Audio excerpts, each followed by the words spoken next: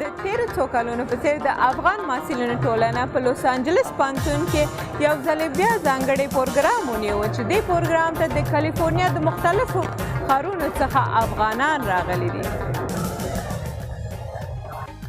د دې پروګرام اصلي مقصد دا دی چې په افغانستان کې له بېکسو، بېوزلو او معیوبو ماشومانو سره کومک وکوي.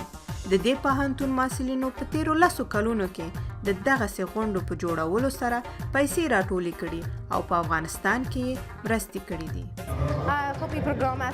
موږ دا پروګرام له 2008 کال څخه را په دې خوا شروع کړی دی او تر اوسه پورې مو له $1,10,000 څخه زیات راټولې کړي دي چې په هېواد کې مو له روزنتونونو او ښوونځیو سره مرستې کړي دي او کوو یې.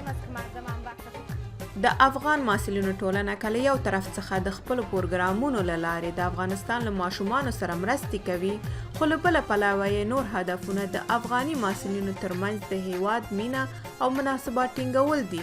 د دې پروګرام ګډونوالو مېلمنو دا پروګرام وستایه. زه غواړم چې خپل بچیانو ته د امریکا ژوند او د افغانستان د وګړو ژوند مقایسه کړم. الحمدلله زما 3 بچیان په UCLA کې دي چې دا یو ډېر معتبر پوهنتون د امریکا دی.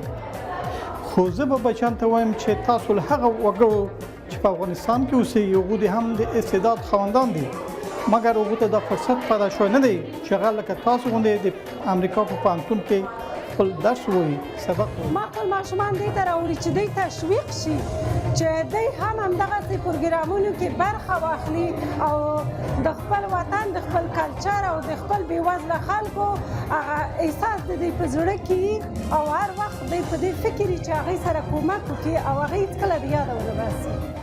همدارنګه هغو افغاني محصلینو ته چې په امریکا کې زیږېدلي دي او یا دلته رالوی شوي دي، هغو ته د افغانیت او همکارۍ روحیې ورکول او د افغاني کلتور ورپېژندل دي.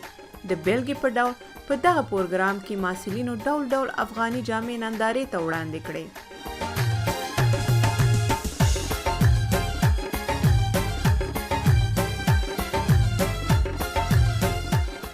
دا محصلین د خپلو افغاني جامو په هکله داسې وویل. دا مې مور د افغانستان نه راوړلي دي او اویستې مې ځکه غواړم چې خپل افغاني کالي مې افغانان سره واغوندم. دا زموږ د کلتور یوه برخه ده.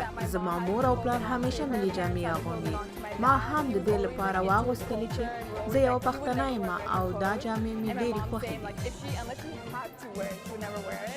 دا پروګرام په افغاني موسیقي، سندرو، ملي نڅاګانو او ملي اتن اجرا کولو سره ګډونوالو مېلمنو ته نور هم په زړه پورې شو.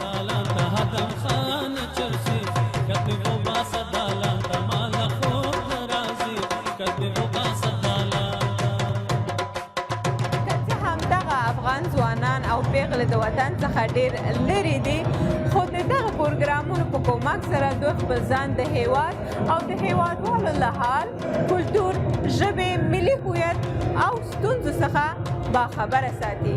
برېښنا تحریک، د امریکا غږ آشنا ټلویزیون، کالیفورنیا.